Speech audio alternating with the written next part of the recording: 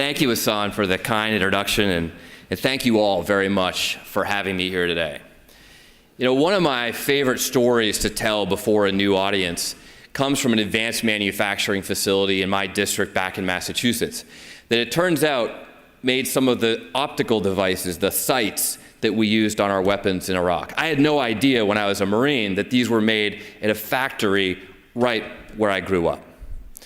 And after I got a tour of the facility and demonstration of the devices and met the management and everything, I went down and talked to everybody on the factory floor.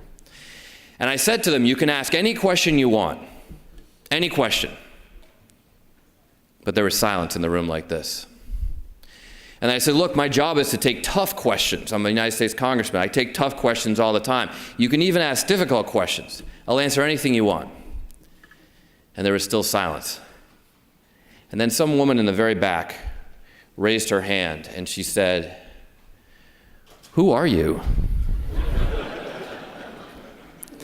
And so the lesson I learned is that you should start with an introduction and explain how the hell you got here. And so that's what I'll start with you. Before running for Congress, as you heard, I served in the Marines. I decided to join up shortly before 9/11.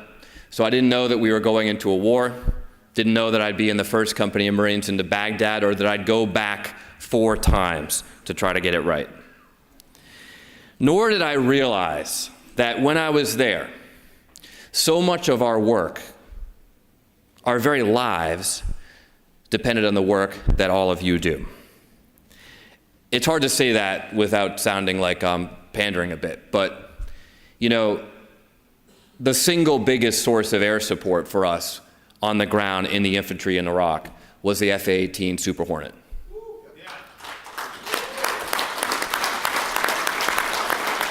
And those F-18 engines are made by machinists at home in my district in Lynn, Massachusetts, and I'm very proud of that. When we called for support in Iraq, it was your machines, your products that answered the call, and they were there every time. And I still get emotional when I think about the sound of a jet engine coming when you really, really need it. It means the world. When I came home to run for Congress, I realized that our district relies on advanced manufacturing in a lot of different ways. The North Shore's economy runs because thousands of machinists go to work every single day, especially in the defense sector. Bomb diffusing robots, night vision goggles. Raytheon makes all sorts of products, and GE, that aircraft factory, that aircraft engine factory right there in Lynn, Massachusetts, has called Lynn home for 100 years. We just helped them get a $500 million contract to make the next generation of Black Hawk and Apache engines. So they'll be calling Lynn home for a while longer.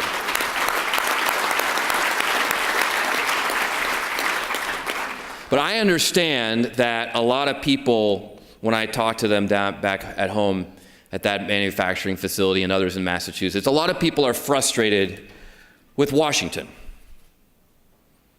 I don't think you all came here because you think, oh, Washington's, yeah, we're just really knocking it out of the park in Congress. We don't need to bother to tell them anything, right? They've got it all figured out. No, you're here because we've got issues. Because you've got challenges and we're not solving them. You've been frustrated by the people in Washington who prefer partisanship over getting anything done. By the people in Washington who are pushing right-to-work laws that should really be called right-to-freeload laws, because that's what it's about. That's right. That's right.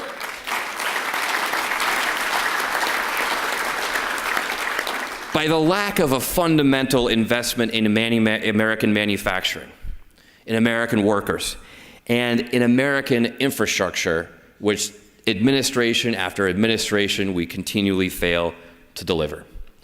So I'm fighting to change that in Congress.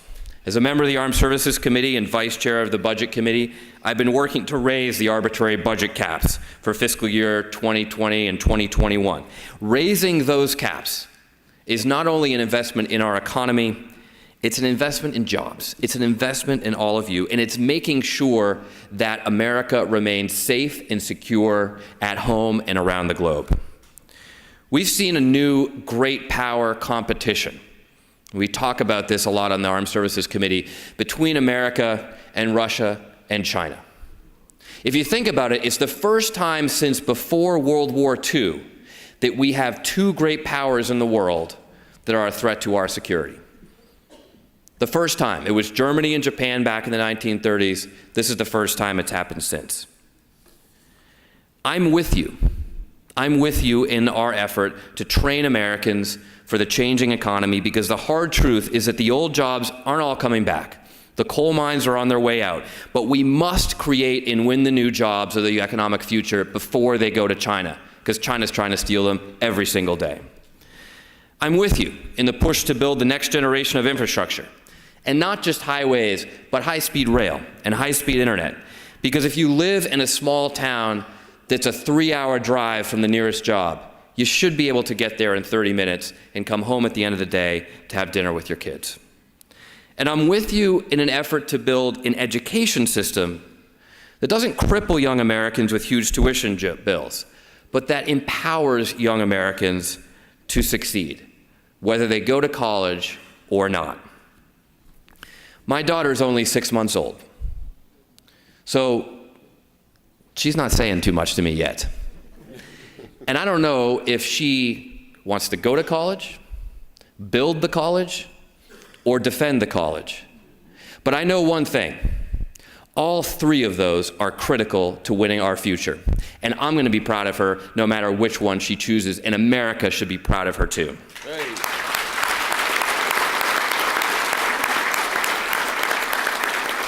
You know, I never chose a Marine for a mission based on the degree he or she had hanging on her wall.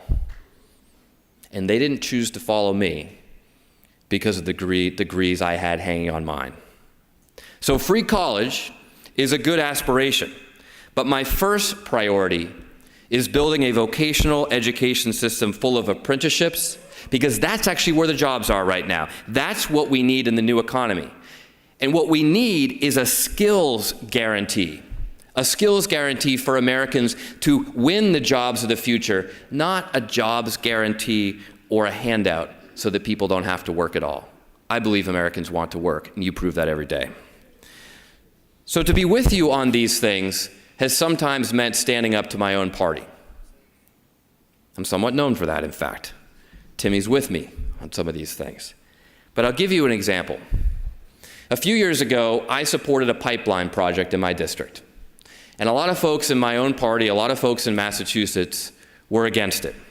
They said that we can just meet all our energy needs with solar power and wind power. And I'm with them on pushing for that in the future, but it's not realistic for today. To be honest, we lost that fight. We lost. We didn't get the pipeline built. But 2 years later, a few months ago, the Boston Globe came out and pointed out that because we didn't build that pipeline, we now get our gas in northeastern Massachusetts from Russia.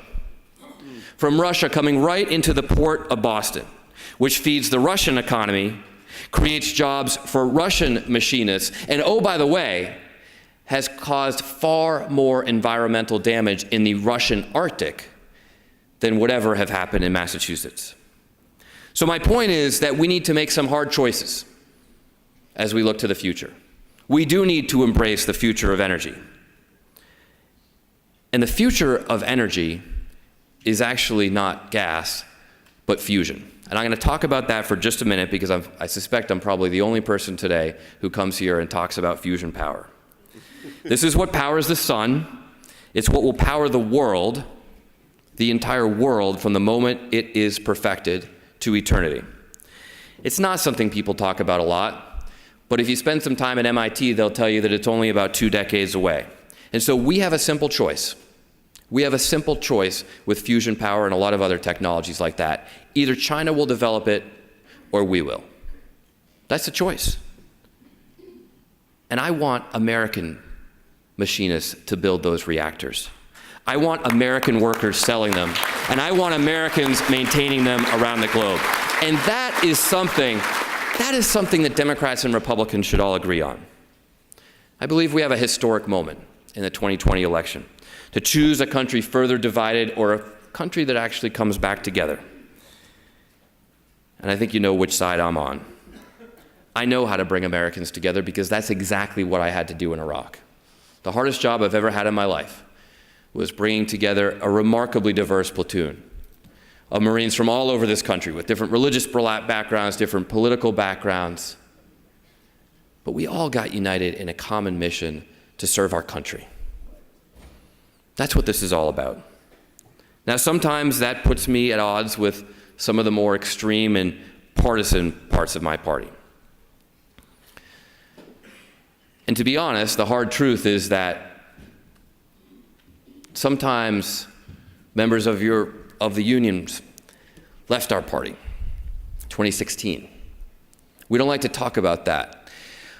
But as I said back then in 2016, and I'll say again today, the question Democrats should be asking is not why did some of the union members leave us, but why did the party leave all of you? That's the question we need to ask.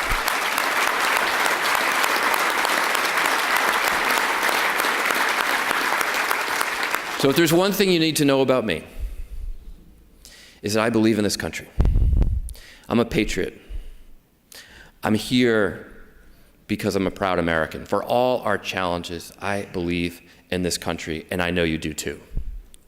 Way back in 2014, in those good old days in 2014, before all this political division and controversy and everything else, it wasn't that long ago, when I was first running for Congress, the single most memorable conversation I had on the campaign trail was with a United States Navy veteran who fought in the Pacific in World War II. And he wasn't sure I would win that race. But he looked at me and he said, "Seth, if you win, promise me you'll go to Washington as an American. Not as a Democrat or as a Republican, but as an American." That is the spirit of leadership that we need in this country. Because I knew that when I was in Iraq, I didn't see a Republican fighter jet or a Democratic fighter jet. Every single jet had an American flag painted on its side. And that's what we need to remember. That's what you need to remember. That's what I need to remember. And I promise you, I will be with you every step of the way, just like you were with me, keeping me safe and making sure that in Iraq we could win. Thank you. Hey.